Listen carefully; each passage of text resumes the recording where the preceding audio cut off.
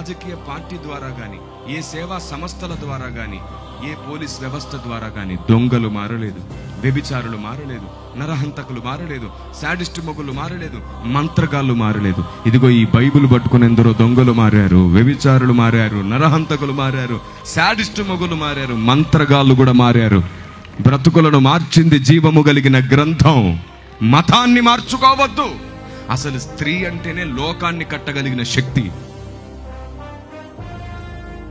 దేవుని జ్ఞానం వెంట, సత్యం వెంట పరిగెత్తడం నేర్చుకో. దేవునికి స్తోత్రం కలుగునుగాక.